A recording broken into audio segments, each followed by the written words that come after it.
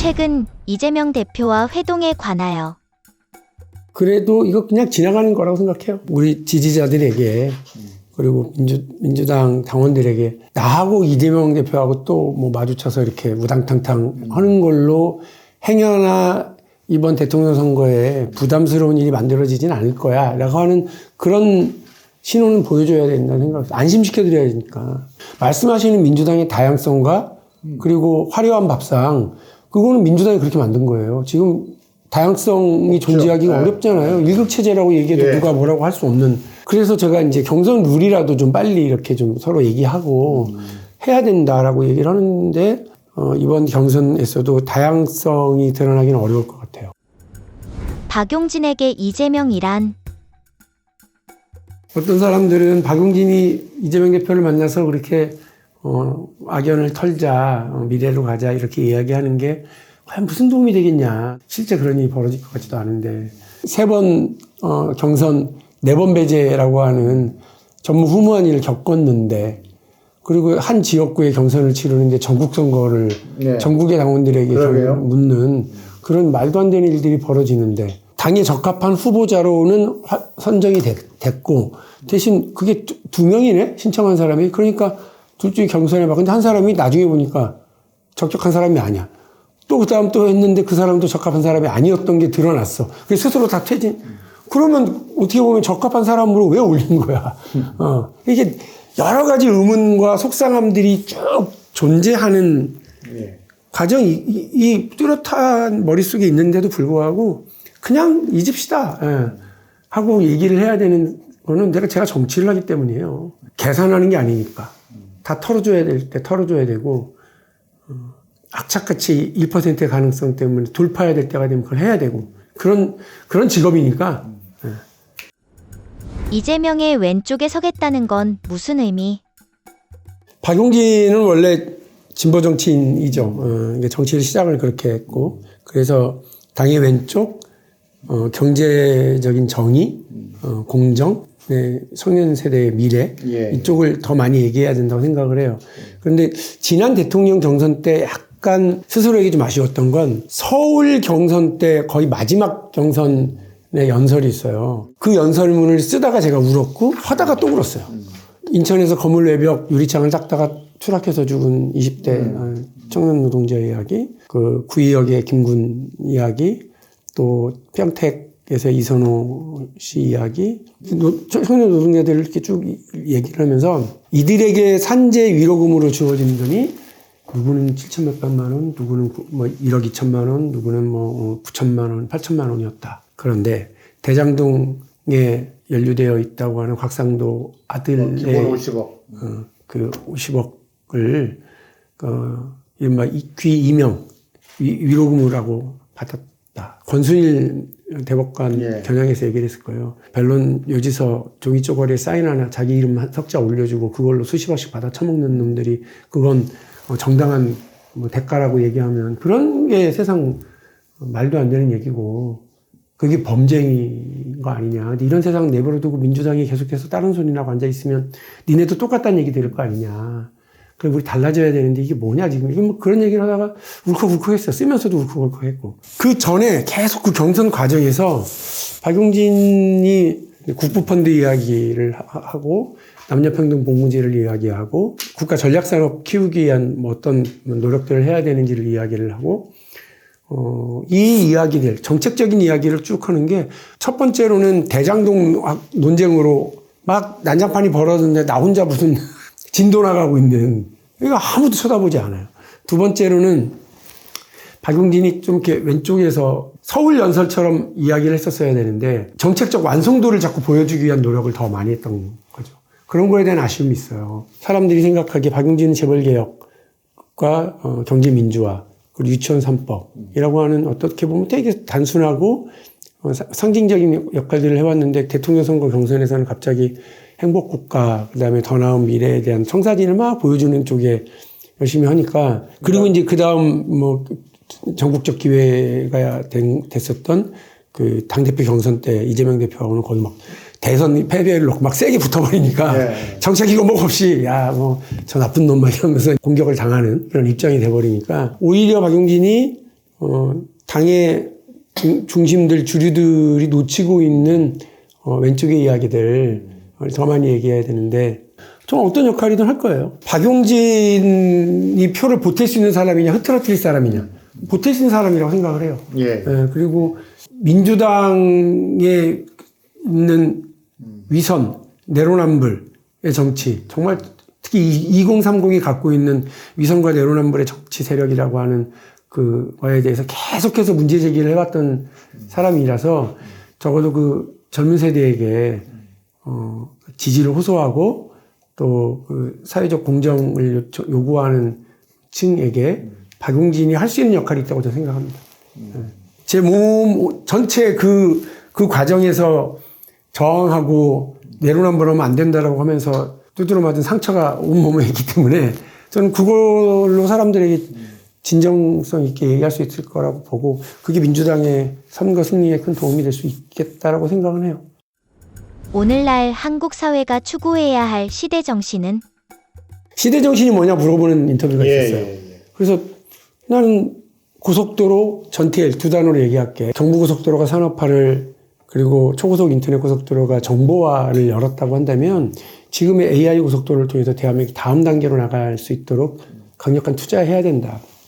경부고속도로 만들 때 전체 정부 예산의 5분의 1. 박정희 때 2,400억인데 500억을 경부고속도로에 두드려 받아서 그걸 했고 김대중 대통령 때 초고속 인터넷 고속도로 얘기할 때는 77조 4천억 원의 정부 예산 때 80조를 10년 동안 투자하겠다고 그랜드 비전을 제시했었던 거 아니냐. 근데 지금이면 650조 국가 예산이, 정부 예산이니까 향후 10년 동안 650조를 투자하겠다고 하는 그런 그랜드 비전을 제시하는 정치인이 왜 아무도 없냐.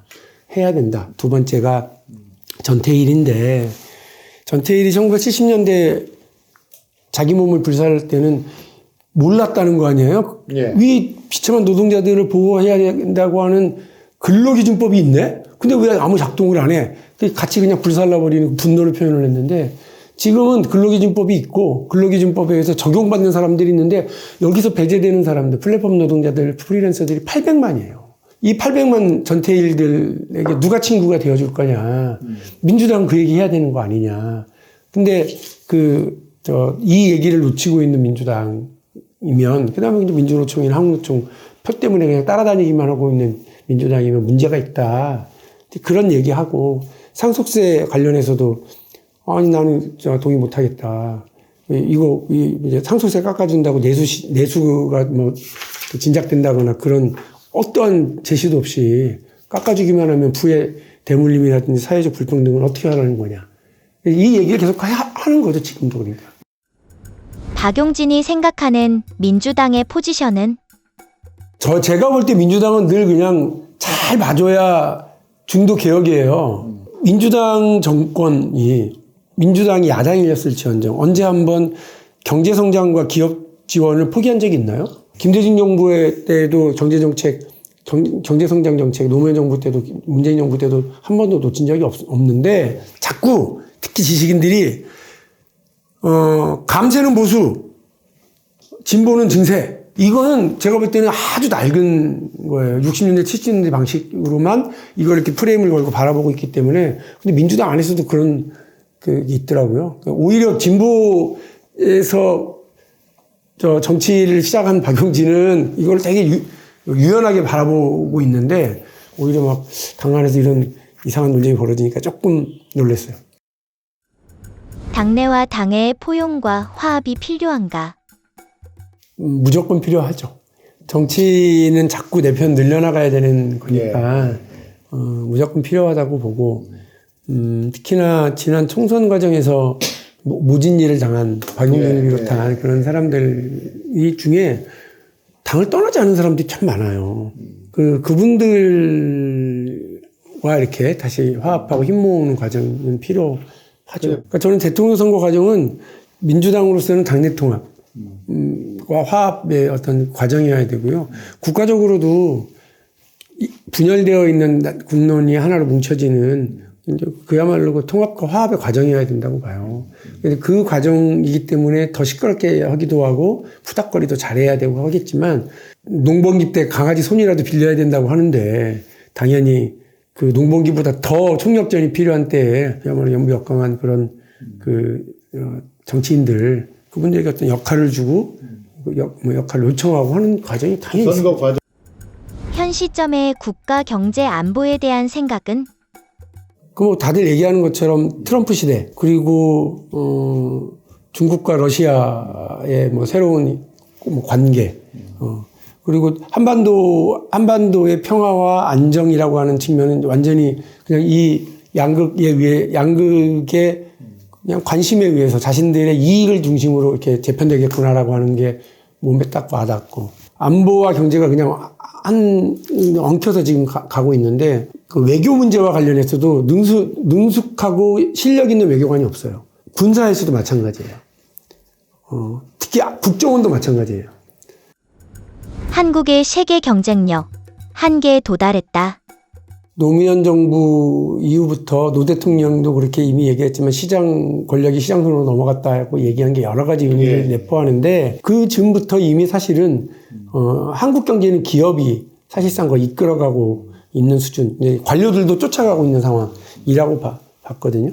이번에 이제 CES를 정말 내 돈 들여서 막 보면서 들었던 생각이 뭐냐면 야 그래도 참 대단하다.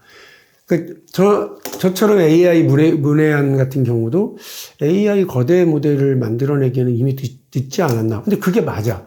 근데 한국의 대기업들과 한국의 제조기업들이 AI를 적용하는 데 보니까 엄청 빨라요. 우리가 4차 산업혁명 어쩌고저쩌고 얘기할 때도 한국이 되게 주목받았던 건 제조업이 그걸 놓치지 않기 때문이었거든요. 제조업 기술과 4차 산업혁명, 인터넷을 기반으로 한 4차 산업혁명의 접촉이 기술적으로 잘 이루어지고 그걸 적용시켜내는데 귀신같이 했고요. 2000년 기준으로 보죠. 2000년 기준 이전에 그 시가총액 상위 32기업과 그 이후에 시가총액 상위 32기업 완전 달라요. 뭐 네이버를 비롯해서 IT 기업들이 쭉 들어와 있는 것도 있고요. 그리고 그전에도 들어와 있었지만 금융원들이 지금 금융업을 하고 있는 방식과 태도도 완전히 다르고 글로벌리하게 지금 나가고 있는 것도 다르고요. 그리고 제조업들도 완전히 이전과 다른 방식으로 시장을 해나가고 있어서 구조적인 한계에 왔다라고 하는 말도 맞을 수 있죠. 이게 시장이 많이 달라지고 있으니까. 그러나 한국 기업들이 그 적용하고 적응해 나가는 속도가 늦지는 않다. 그렇게 비관적으로는 비관적으로 보진 않아요. 앞으로 경제 산업 정책 어느 방향으로 가야 하는가? 전 지금 AI를 기반으로 하는데 그 정부가 적극적으로 이 정책을 펴야 된다. 이게 첫 번째고요. 두 번째로 아까 잠깐 말씀드렸던 이 전태일이라고 하는 새로운 시장에서의 노동 형태. 노동을 제공하는데 이름은 사업자야. 국세청 분류에 오면 비임금 노동자들이거든요. 자영업자랑은 또 달라요. 그러니까 이런 분들이 800만에 이르는데 이들도 대한민국 국민들이면 다 꿈꾸고 가져가야 되는 내 집 마련, 내 차 마련, 가족의 건강, 자녀의 교육, 그리고 미래, 노후 자산. 이 5개의 꿈, 미래 희망. 이런 것들을 쌓을 수 있어야 될 거 아니에요. 아니, 박정희 시절에는 그걸 했어요. 뭐 나라가 돈이 없어갖고 복지는 어렵지만 여러분, 열심히 저축하시면 재산 형성을 할 수 있도록 자산을 마련하도록 하겠습니다. 그래서 재형저축이라고 하는 금융 방법을 김대중 정부 시절에도 역시 마찬가지로 국민연금 도입하고 건강보험도 더 확대하고 확대 적용하고 이런 일들을 해왔던 건데 지금 우리가 이 800만 전태일에게 똑같이 열심히 일하시면 4대 보험 모두가 받는 것처럼 그렇게 할 수 있도록 하겠다라고 하는 제도적인 장치가 필요하다는 거죠. 국민연금의 개혁이 필요한데 모수개혁만 매달릴 때가 아니고 이거 빨리 마무리하고 사실은 수익률을 제고하는 쪽으로 가야 된다.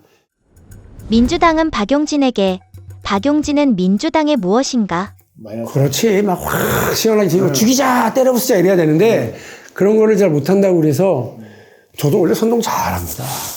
선동도 잘하고 뭐 이렇게 남 공격하는 것도 뭐 대변인을 무려 5년이나 했기 때문에 워딩 잘 골라서 할 수 있는데 내 역할이 갖는 무게나 이런 걸 생각할수록 조심스럽게 되고요. 김대중 대통령의 정치를 각각 다 규정할 텐데 저 딱 3가지 규정한다니까요. 중도개혁, 국민통합, 실사구시. 이 3가지를 잘 실현시켜낼 수 있는 정치라고 한다면 그 자기가 기준이 있어야 되는 거예요. 자기 기준이 분명하고 일관성이 있어야 그게 다 해명되거든요. 그래서 어떤 때는 증세, 어떤 때는 감세.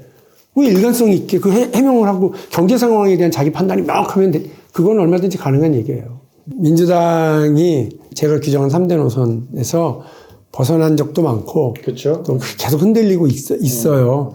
그리고 오히려 제가 이런 뭐 생각을 더 분명하게 하고 제 역할이 더 있을 거라고 생각을 해요. 내가 타고 끌고 가야 할 거대한 함대. 민주당의 박용진은 그 함대를 끌고 나가는데 선장일지 조타수일지 항해사일지는 모르지만 그 필요한 존재라고 생각을 해요.